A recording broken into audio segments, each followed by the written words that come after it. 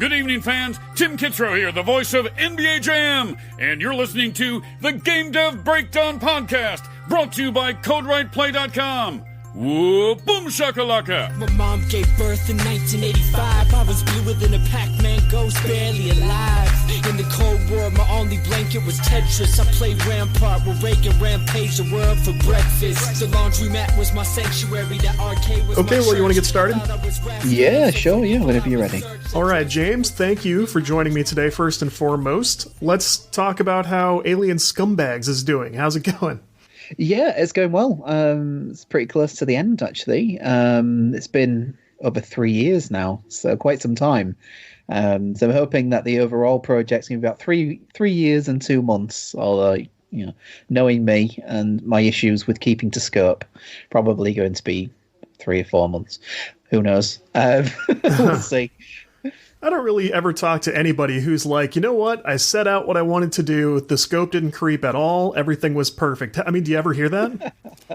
No, not ever. I'm impressed when someone manages to make a game in a year, and I'm like, how?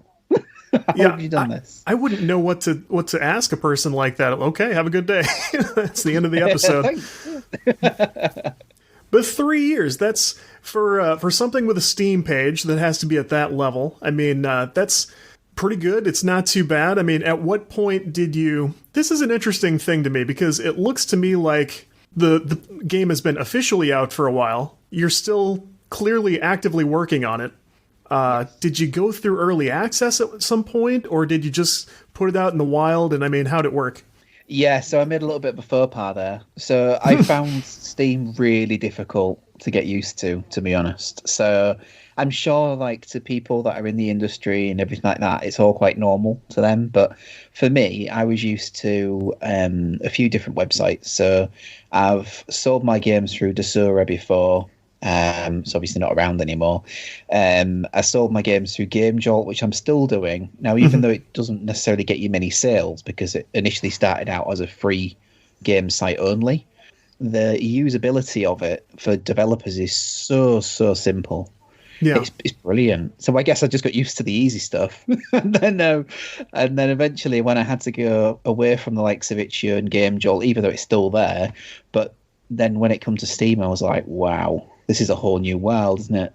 I was like, where do I start? So after doing about 3 checklists full of things to send off to them, basically I realised just after it had finished its review, I realised there was another option to do early access, and I was like, oh no, I meant to put it on early access, and I've obviously done it wrong. Oh, I see. So I went to click the button for early access, and it said, oh, we'll need to re-review it again. I'm like, oh, no, not even doing this. So I was like, stuff it. I'm sending it out now. And, you know, in hindsight, I should have gone into early access, because technically the game was early access, you know? Yeah. And it came out in June of last year. So since then, there's been an awful lot of updates to it, because I knew it wasn't finished. So I do regret that a little bit. But I think it's one of those things, you know, the first time you release something on Steam, it's not going to go perfect, you know? Right. So I made my mistakes now. and I didn't know. I mean, you could have just as easily said, this is an experiment I did. I wanted to see how it would go. But, you know, you've got a growing number of reviews at this point, it looks like, and some people have pointed out, like, okay, it's clearly not done, like finished done, but they haven't hit you too hard from what it looks like in those reviews. It seems like people kind of get it. Yeah, definitely. I mean, it's been incredibly positive. I mean, last time I checked, it was 93% positive ratings on Steam, which I'm really happy with. Yeah, it's marked positive, and you know, like any game, not everyone's going to love everything, but yeah, it seems like people understand. Yeah, very much. And I mean, one of the ones that was marked negative was a really unusual one, actually. It was from, I believe it was from someone from Japan who downloaded it, and it put it in Japanese, so I just had to put it into Google Translate and hope for the best. And it basically said there's no way to save, to which at the time, if you quit, it went to a saving your progress screen. So I was like, I'm not quite sure what you mean. So I did try and take that back in Japanese. Not too sure how well it came across because it was done by Google Translate, but I tried my best. So that was one of the, unfortunately, the first negative review I'd received. So that's interesting because when you said that, I thought, oh yes, they could leave a review in a different language, and if you wanted to learn anything from it at all, you'd have to do whatever translation you could. I didn't even think about the point of trying to speak back to them about it and trying to address their issue. Like, good God. I just thought, like, I'm always trying to do that. Like, I mean, if someone adds me on follows me on Twitter and they don't speak my language, I'll at least tell them that I don't speak their language and just Google Translate it, because at least it's a trying to do something. Because otherwise, I don't want to come across as rude. So I'd like to think that if anyone's saying, "Oh, don't get this because he can't save," at least people can see that I've attempted to communicate. Do you know what I mean? Yeah, so, I guess I've run into some of that too, because I'll routinely get follows from people who primarily speak a different language, and my assumption is in most of those cases those people also speak English, because I've run into so many brilliant people who have that ability. Like, I've tried to learn other languages than English. I'm very bad at it. So I'm always impressed by anyone who's like, well, I'll use social media or I'll do business and stuff, and I'll learn English so I can do that better. I'm very impressed by that, and so I do the same thing. I struggle to like any sort of translation tool or anything. Like, I'll follow you back, and just keep in mind I am doing my best.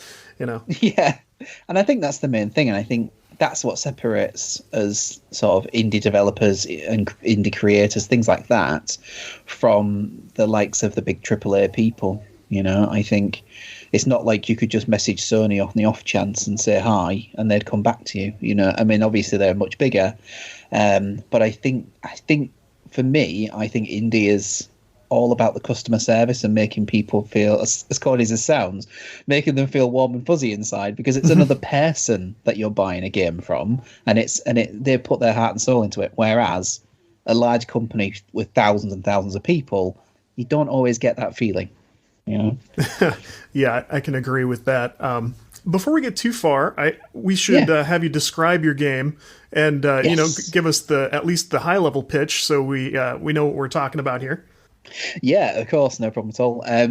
So Alien Scumbags is a 2D platform shooter, very much inspired by the horror genre and also inspired by the likes of Doom and Duke Nukem. So if you sort of mash all that together and make it into a 2D side-scroller, then you get a good idea of what Alien Scumbags is like. And I'm looking through some of the Steam trailer stuff, screenshots, things like that, and some of them are funny because almost 50% of a couple of these are either blood or some kind of slime or both. And it's all very pixel-based art, which is funny. It makes it very funny. Like, I don't always jump into the like horror type games, but this obviously is much more lighthearted and sort of comical. So yeah. Everybody makes a point of saying, oh, all of the cool references and the funny references to other games. What are some of these other games that you sort of pay tribute to here? Oh, so many. So, I mean, just even right at the beginning, in the intro sequence, there's references to Lara Croft in there, Duke Nukem and Snake.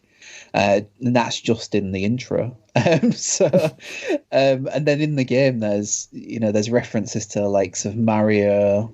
There's some the music people feel has a good nod towards Metroid, even though that wasn't necessarily our aim with that. Then there's nods to the likes of The Thing and to the Alien franchise. Nice. So the list is endless. Pokemon, everything you can imagine is sort of jammed in there. And even when they're, there's even likes of Total Recall in there as well. And obviously Duke Nukem as well, and Doom. I mean, the main character is called Master Chef. So, what else can you say? And then there's a whole host of unlockable parody characters as well. Just to name a few, you've got the likes of Raihu and Scorpioff and chunky. So, you know. I like it. So it's not exactly subtle, which I appreciate. I like this because you get games like this that will occasionally, like, okay, there are a couple of Easter eggs, a couple little sly references, but the games are kind of predictable sometimes. It's like, okay, you've got Doom, obviously, maybe throw in a Quake something, and it's all very close, but you spread it out wide, which I like. Yeah, very much so. Throw some Mario in. Yeah, exactly. There's a whole section on one of the levels, like a little secret area that you can get into. It's not very secret though, and it's a full Mario style looking part to the ship, which is just completely weird because you're going down from this big, like, dark looking scenes like what you see in the screenshots, and then all of a sudden it's all bright. And there's little hills in the background, and then the zombies are dressed up as little turtles, just wandering around, and it's just it's the weirdest thing. And it is really just the thing of, I love horror films, and obviously I love games, so I just put everything that I love into it, really, and then just sort of did random things that made me laugh. So we joked about scope. I mean, where would you say in terms of what you had initially planned for the game? Like how much of it is in place? Do you know what? The thing is, I didn't really do too much planning, and that's my main problem. Well, that's fair. The game actually started out as a 48-hour game jam. 3 years ago. And I did complete it, complete the 48-hour game jam side of things at least, and it placed 7th. It originally actually started out as an Alien fan game. So the big monsters that you can see on there, they was actually xenomorphs. So they actually walk in the same way, and for quite some time, they still sort of screamed in the same sort of way as well. Since then, that's sort of been changed a little bit. But what has stayed is the face hugger style, like, things that crawl across on the floor. Mm-hmm. And that's sort of the only enemy left. What was a nod to Alien, right? Well, there's a couple of Alien enemy styles left over, but yeah, it initially started out with a couple of guns, and then since then it's kind of built. So we've got like a few super fans as such, which absolutely love the game and adore every part of it, to the point where some of them have even come on board and helped, which is amazing. Just to name one or two, we've had the likes of Trista Bytes, who is obviously has been on podcasts, and she's also a streamer and a YouTuber as well. Yeah. And she put my game on there, and I don't think she necessarily expected it to be, to be as technical as it is, because it looks like kind of a game where you just go around and you just kill everything and there's nothing to it, but there's actually quite a lot of strategy to it. And I think people only realize that when they actually play it, that there's actually quite a lot of thinking behind it, because if you go out guns blazing, you just die, basically. There is you just can't do that, as much as it looks like you can. But yeah, she loved it so much, she was like, if there's any parts that I can play in the game, will you let me know? And I was like, well, that'd be amazing. So now she's on like the very first intro sequence, complete with like a little pixel rendering of hair as well. Oh, that's funny. Yeah, and she's also the voice of the telecom system as well in the game. So like on a few of the levels at the beginning, like she has like a little part that she says over a tannoy. Nice. So yeah, it's been amazing, and then we've got people like a streamer called Playjack who loved it, and has been following the progress quite pretty much from the beginning before it hit Steam, and has been helping me with different ideas and things like that. So it's basically built upon people's feedback and also just how I'm feeling really at the time. Yeah, and sure. I just sort of get ideas and I'm like, oh, I need to put that in there. And yeah, just kind of been building it up from there, really. It's interesting and really cool, and it's something that you really don't think about when you think about like games that would be early access or games in progress, but to sort of let community members sort of jump in and actually lay their hands on parts of the project and sort of put their influence in is kind of a really cool win-win for everybody.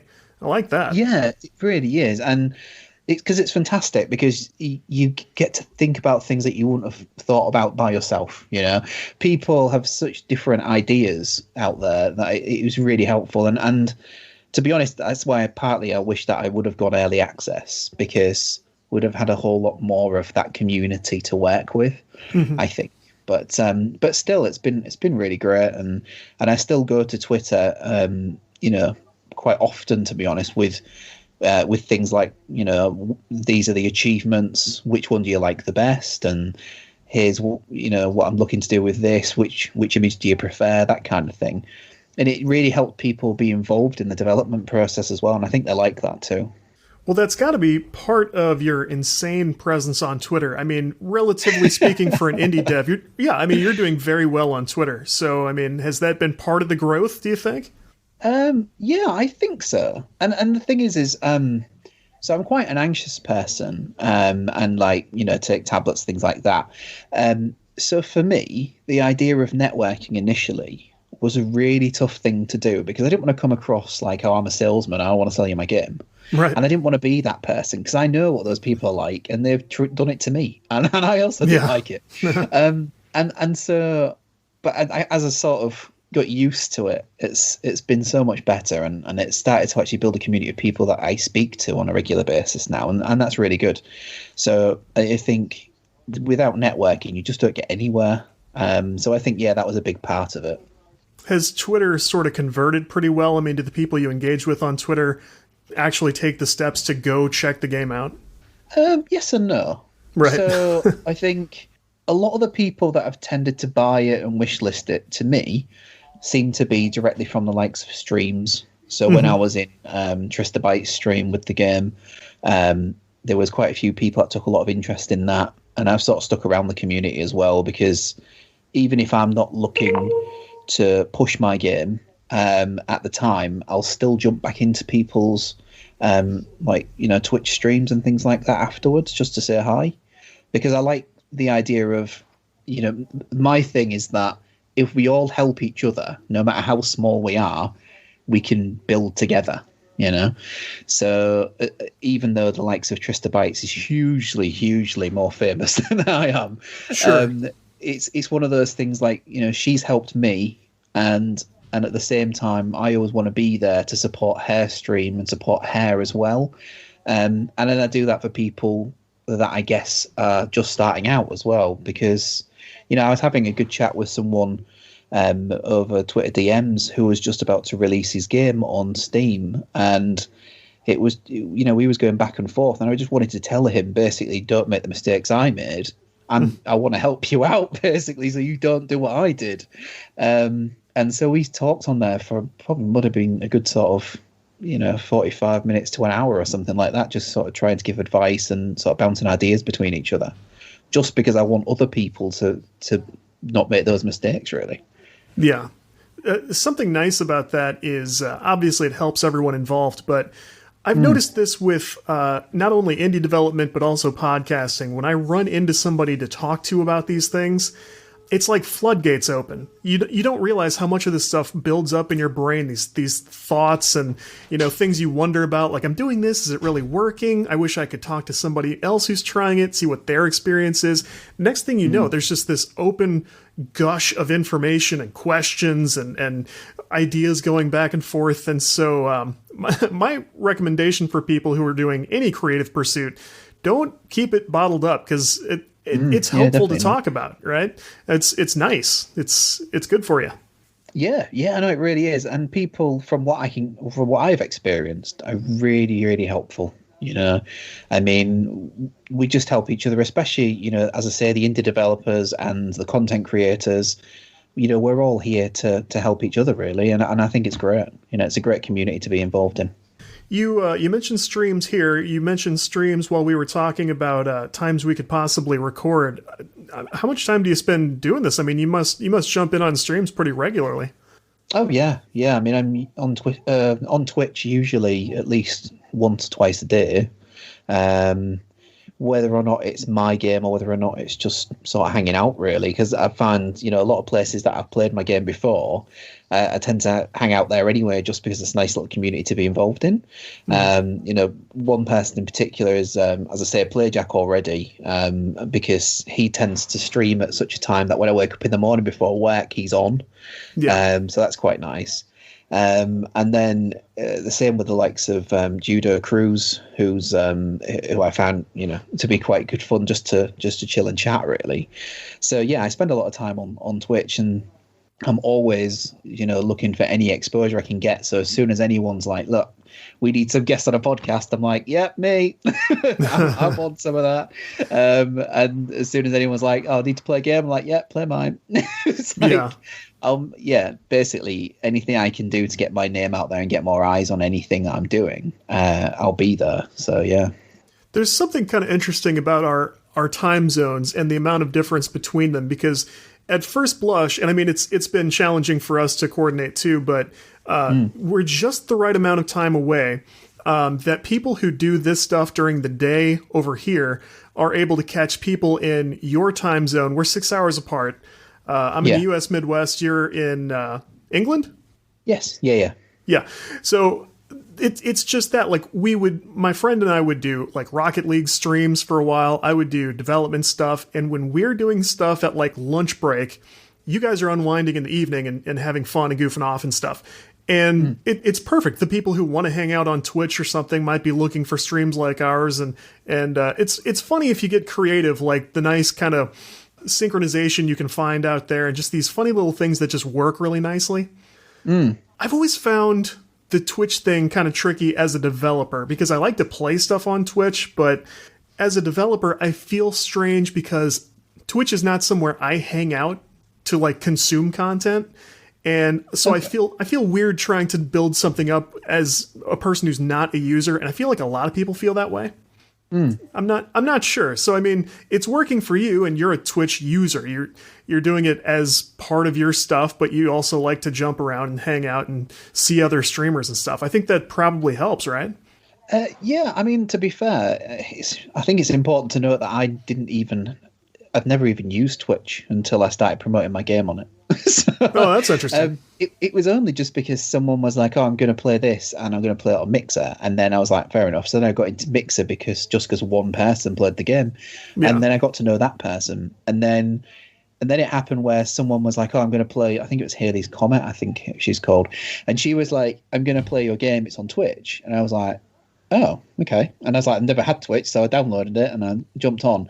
And because the majority of people are playing, when they play my game, are playing it on Twitch, it's just kind of built from there. So it's more just sort of catching up and saying hi to the people that I've already played my game before, really. Or sometimes I might jump in if I see someone playing a game that's similar to mine and sort of spark up a conversation that way. So it's not like I go on it because I enjoy the games, that watching people play games, because to be fair, it's not my thing at all. Same. I more just enjoy the community. It's nice to like have a good chat in the chat and stuff like that, and also with the streamer as well.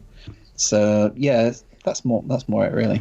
So maybe the better way to put it is, it's okay if you're not a Twitch user, but once you jump into it, I mean, jump in with both feet. Be quick to catch somebody on the right stream and jump in and say hi to their users if they're playing your game and stuff. I think that's also probably very good. Yeah, very much so. I mean, I think I take it to an extreme. I mean, every day I look to search Alien Scumbags on YouTube just in case someone's randomly released something. I'm sure it doesn't hurt. Yeah. No, I do my random search on Twitch as well, just because I'm just thinking that at some point someone who's big is going to notice. Because if I just keep putting out content everywhere, then eventually someone's going to see it who's got quite a large following, I think. So sure, we shall see. Let's talk about our sponsor, AppFigures. AppFigures is all about giving game makers the tools they need to get more downloads and revenue. You may know them for analytics and app store optimization, Now, AppFigures can help you track competitors from downloads and dollar amounts to audience demographics and even which SDKs they use. Their competitor intelligence gives great context. If a competitor adds a new feature or gets mentioned in the news, AppFigures can tell you if that brought in more downloads. If you have an idea for a new app or a game, AppFigures can tell you how big the market is and how much money it could make you. That is just scratching the surface. Whether you're growing your app or building a new one, AppFigures has the tools you need to reduce risk and get more downloads. You don't need a huge budget or a data science degree. AppFigures has made it affordable and simple, and they provide the tools that can guide you step by step through gaining more visibility with ASO and increasing your revenue by learning from your competitors. Head to appfigures.com/on/GameDevBreakdown to try AppFigures for free, and if you like it, use our special code GDB3030 to get 30% off for the next 3 months. So you placed 7th in a game jam with this. Was that one of the big jams? No. It's still impressive. I mean, if there were like 10, it's impressive, but still. Yeah, it was fab, you know. I mean, and the thing is, it looks a lot different to what it looks like now. You know, if I'd have put my game in what it is now, even how it looks now into the game jam, it would have probably done better, to be honest. But I mean, the difference is huge. You can see it on Twitter, not on Twitter, sorry, on YouTube. Actually, there's still some videos hanging around of the original game jam title. But just to give you a bit of an idea, at the moment, there's obviously that full sort of lighting system where each individual bit of light actually lights up the area instead. Mm-hmm. Whereas before, it used to be a lot more close up. The graphics as well wasn't as good, and it was just a circle of light around your character, and that was it. And then what would happen is that circle would increase if you got near an alien, and you'd have that little beeper, obviously similar to the Alien film, and everything would sort of go green instead. Mm-hmm. And that was as much of it as there was.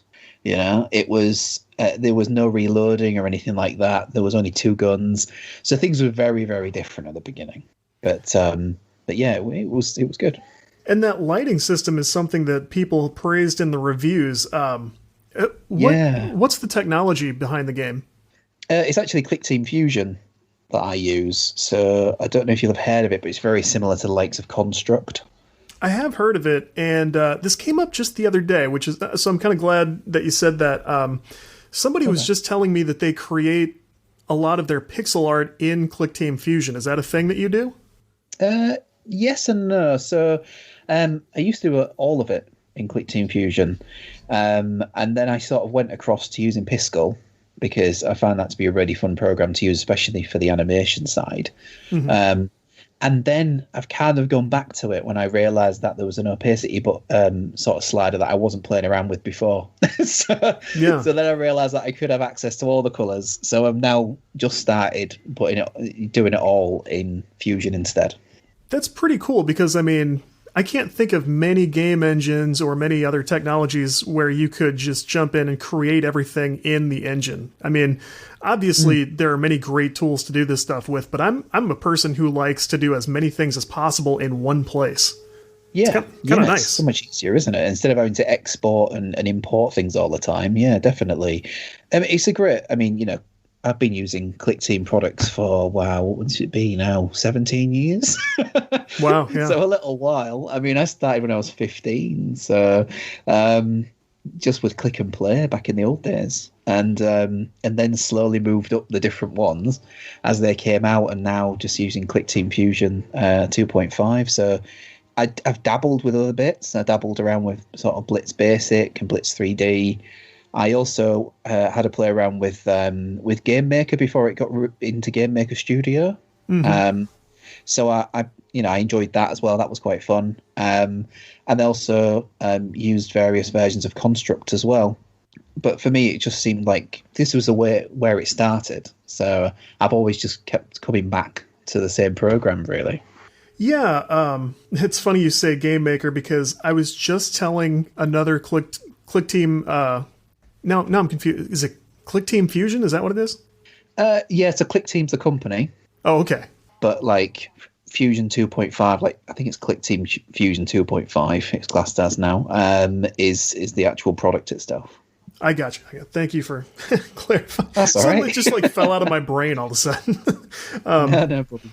But yeah, I did Game Maker way back in the day too. I just talked to a Fusion team who said, "Oh, we know a little bit about Game Maker too," and I said, "Oh, I used it way back in the day when Mark Overmar's name was on it," and it was just dead silence. Because that used to be like his name would pop up every time you opened it. He was the initial like developer of the thing, and I realized like they were younger. Like this may have been before they were born. Because I was a teenager too, and I was just learning. I was probably 17 when I made my first game, and so I dropped that name, and of course that was very disappointing, and I aged myself, and so here we are. That's all right. I understand. I've used it. To be fair, I mean, from what I can gather, I imagine it's changed quite a bit since those days. But I remember it, like, I know it was still sort of under Yo-Yo Games when I first started using it, but it was a lot more, similar to Click Fusion or Click Team Fusion back then, as far as I remember, because it was all about sort of, you could actually create your objects and put them onto the screen, and then you'd go into you'd have like various icons or something like that, wouldn't you? And then go into the actual events as well. But I'm pretty sure it was quite similar, whereas from what I can gather now, it's got its own coding language. I don't know if it had that back then. Can't remember. It's had Game Maker language for quite some time, and that was another part of the funny aspect to the conversation, because I said, "Oh, I used it way back in the day," and they said, "Oh, back when it was Yo-Yo Games." Well, that was in like 2007. It was actually way before that. So Oh, wow. it was like the guy I who, didn't use it back in Yo-Yo Games time. yeah. So now I've double dated myself, because Mark funny. Overmars started Game Maker in, I'm looking it up here. This was not in my head, but it was like 1999. So Wow, really? I Wow. probably got to it in 2002 or 3. So it goes back all that way. Wow. Yeah, I made a couple of games with it. Was it? No, sorry, no, I made one game with it. I remember because it was really good for scrolling games, I found. Yeah, Because you had that simplistic thing, didn't you, where you just had the grid and you could just make it scroll like super easy. And I think that's one of the things that I found is maybe not as good with Click Fusion. Like, scrolling's really simple, obviously, but what I liked about the scrolling in Game Maker back then was the fact that you could have the sort of rolling road style scrolling, where it would just scroll the background constantly in a loop, and then you just stick with what you want in the top. So it was great for the likes of space shooting games, I did make two actually. Two games where it was exactly that. It was like a top-down shooter, but in a similar vein to 1945. And then a top-down shooter called V-Void, which was like all triangles. Nice and simple. But yeah, no, I really enjoyed it. I was pretty sure I was putting them on floppy disks back then.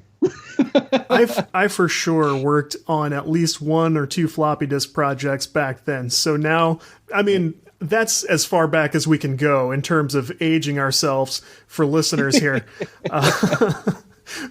Well, straight past CD-ROM all the way back to floppy disk.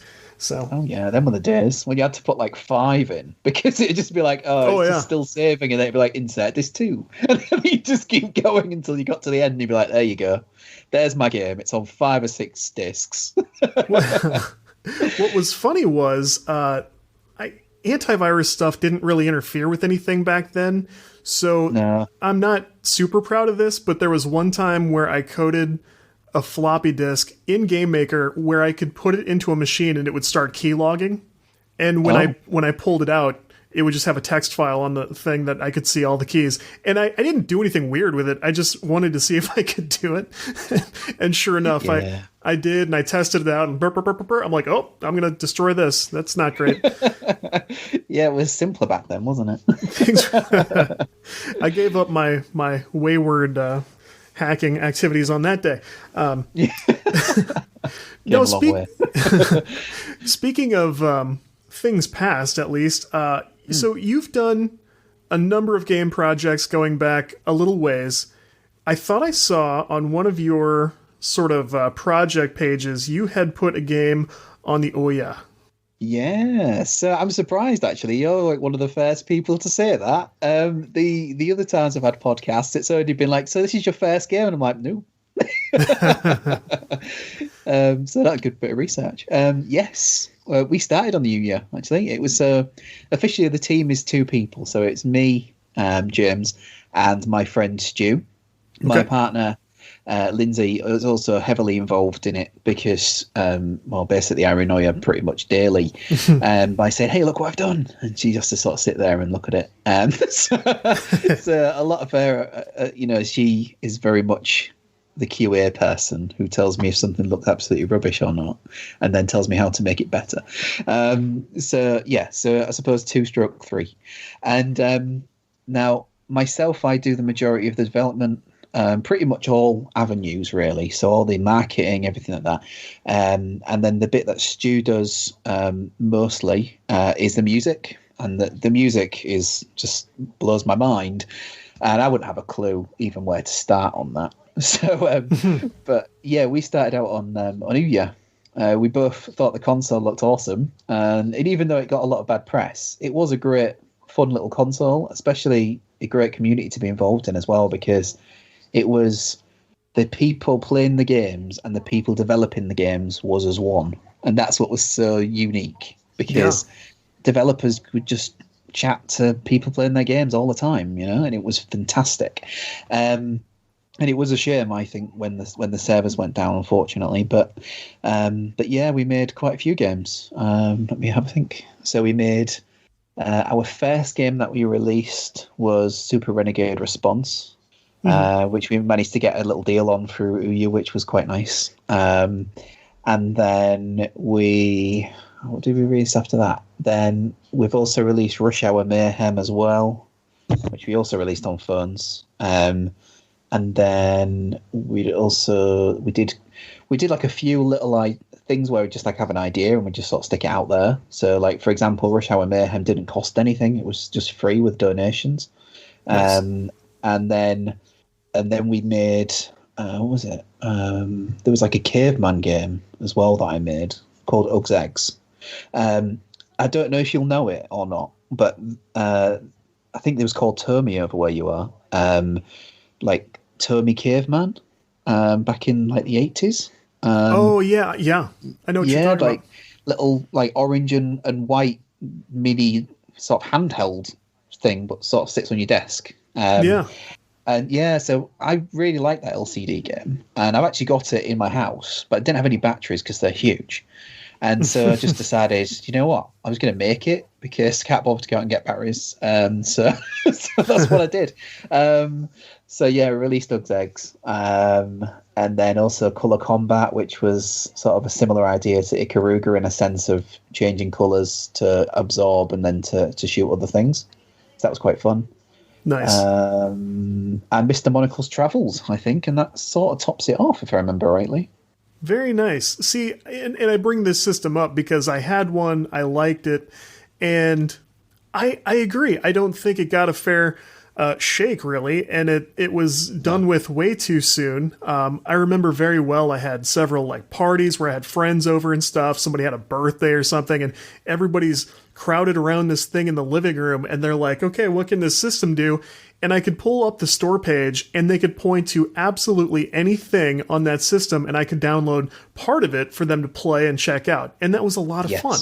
That's something no one's really done since. And it's a shame, isn't it? I think the thing is, it did get a bad rep because, well, obviously, it came out and it wasn't very finished in a sense of the first OS and things.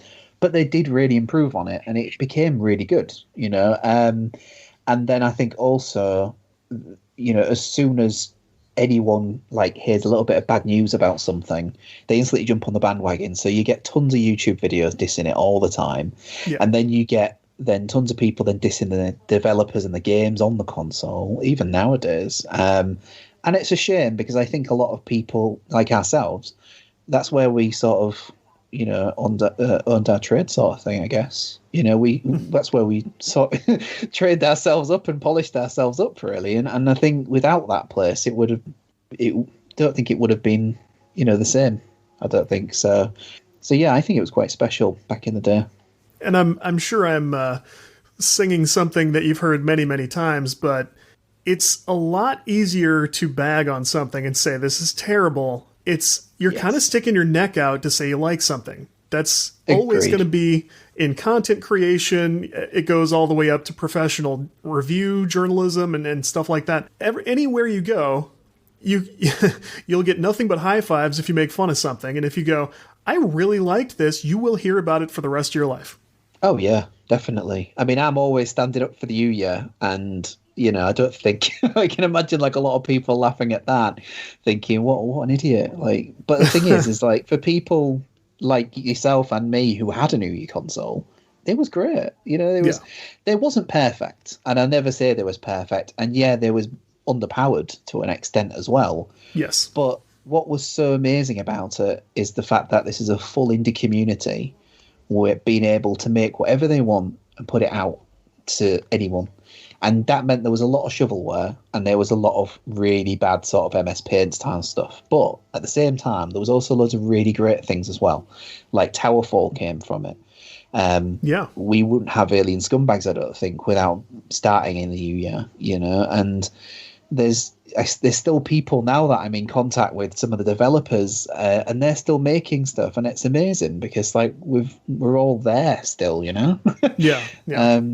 I think they probably did themselves a big disservice with their marketing campaign as well, a lot of them, because a lot of it was kind of like, oh, don't buy these £60 games when you could buy ours, and it's like, oh no, don't do that. That was the wrong way. Yeah. And the fact that they instantly was like, oh yeah, we're going to make an Ouya 2 in like another year or so, and I'm like, oh yeah, you ruined that too. And I think from a communication standpoint, they really needed to do a better job, and I think they shot themselves in the foot a lot, which is a shame because as a console and an idea, the idea was great in my opinion. Yeah. I just don't think it was dealt with right. Based on some of the reading I did about it later, much later, like recently, it sounded like they had some key executives sort of shifting around and changing over time, and I think a lot of the messaging kind of got lost.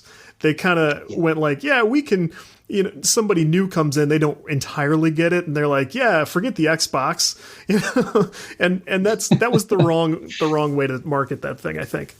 Very much so. It should have been marketed as an indie console for people who love indie games. It shouldn't have been, hey, look at this amazing mobile game you can run on it. It's like, well, no one wants to run a mobile game on the TV.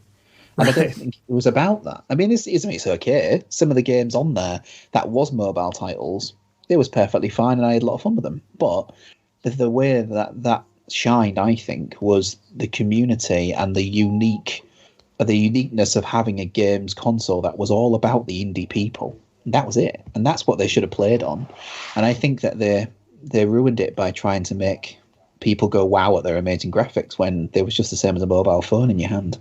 Yeah. So, hey ho, one of them things.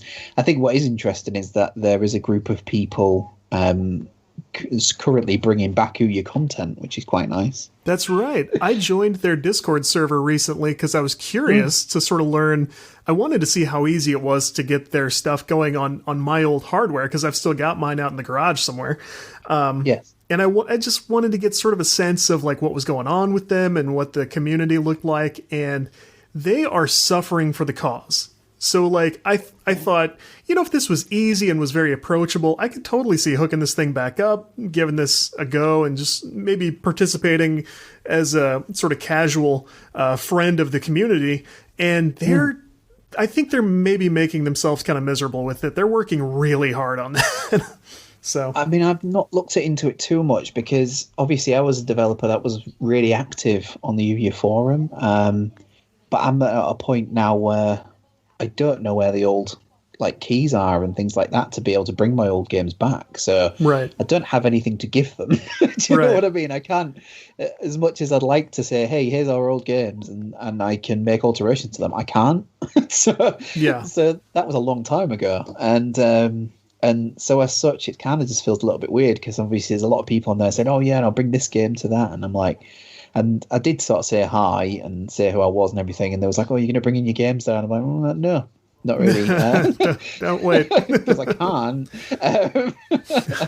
But also, I think like I would be happy to bring like the free titles across, but it just feels a bit weird, like just sort of saying, "Here's my APK, have that," and it's like, Yeah. do you know what I mean? It doesn't feel as, and it's obviously not going to be as legitimate in a sense of it's not the big company doing it. It's people that are fans of it. But I guess it's not going to be, because of that, it's not going to be as simplistic as just saying, "Here's my game," and I just sort of paste it onto this website, and then all of a sudden it'll do its own thing and fix it, which is what it was in the old days. So I don't really know. I think it's an amazing idea, but I don't know whether or not I'm going to be doing anything with it. So. I wish them the best, and I hope they knock it out of the park. But it's me too. I think they'll have to do it without me. I think I don't know. I wanted to ask about this before we go, because this is something you'll have a little expertise about, and I'm just becoming aware of this. But you mentioned Game Jolt. You're the second guest in the last couple of weeks who's mentioned Game Jolt, and somebody on the Discord heard that and asked me about it. Like, what was that? I want to check that out.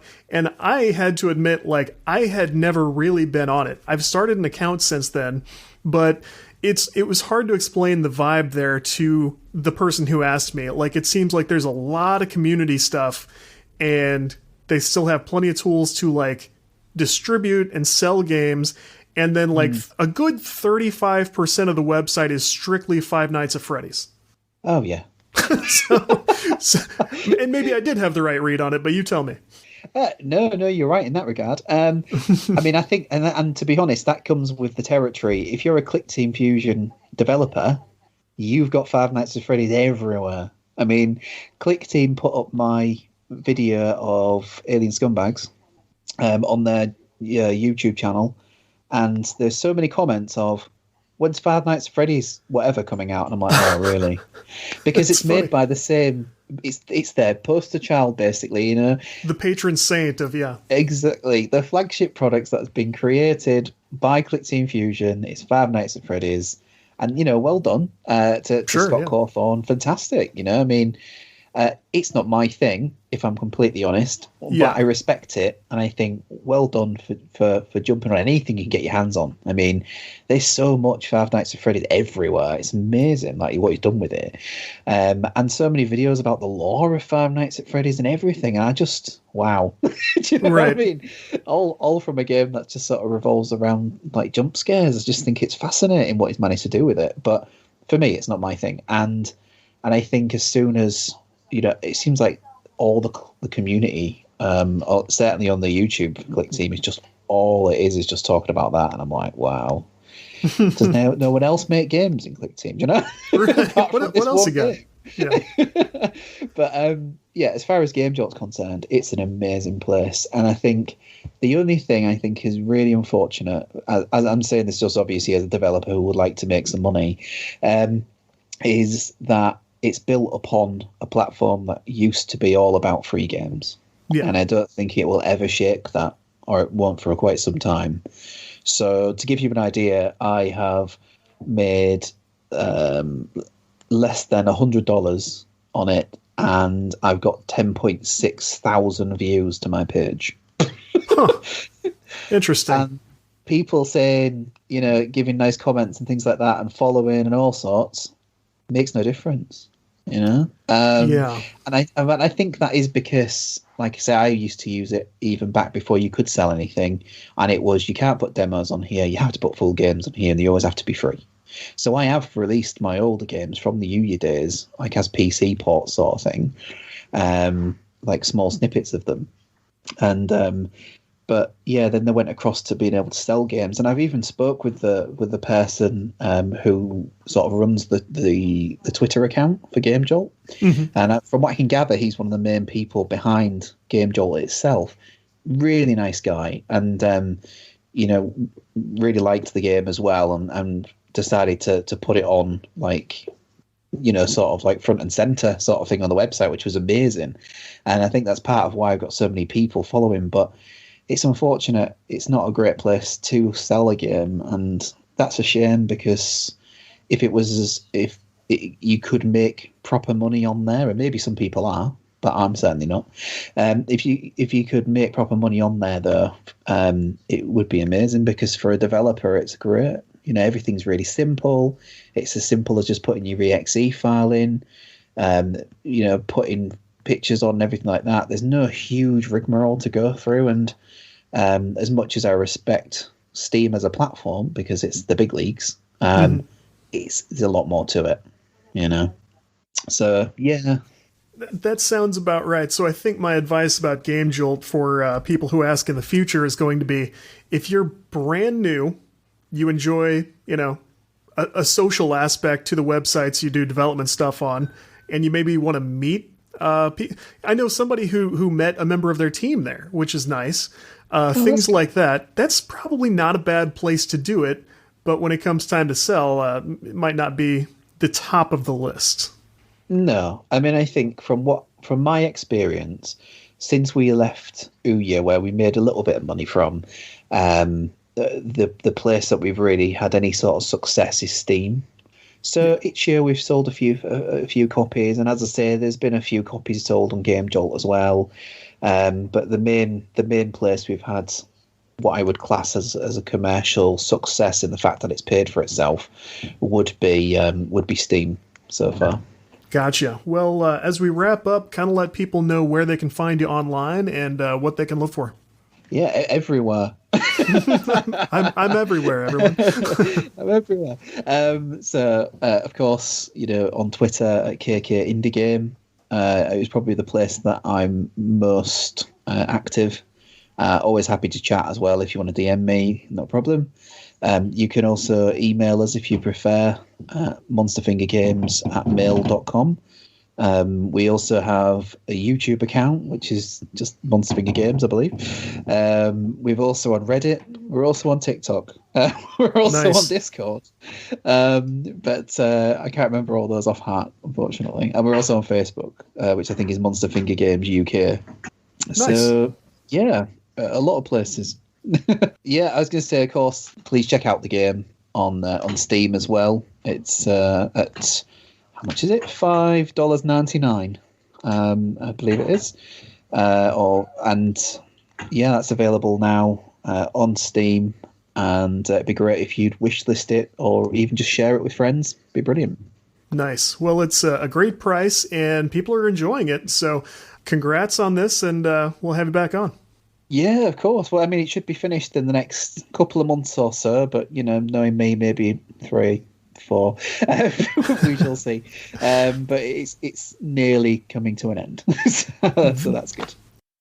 If you enjoy the Game Dev Breakdown podcast, please consider subscribing. We have show notes at CodeWritePlay.com. We have social media. We have a Discord server, which you can find through CodeWritePlay.com. If you're on Twitter, you can look up Game Dev Pod. You can look up CodeWritePlay or me, Todd Mitchell.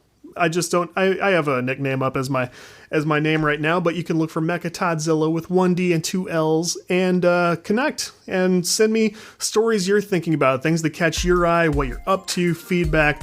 Love hearing it all. And that's it. Love interacting with you folks on social, and I am always on the lookout for more entertaining things to talk about. So, till next time, look after one another, work hard, make me proud. Let me know what you're up to. This is Todd Mitchell here for Game Dev Breakdown. Thanks, everybody. Talk to you next time. At that moment, nothing mattered in my life more than seeing my 3 initials at Lakeside with a high score. But now I'm older, there's no quarter to resurrect the hit reset. It's either game over or success. I'm walking towards a light bright, no regrets.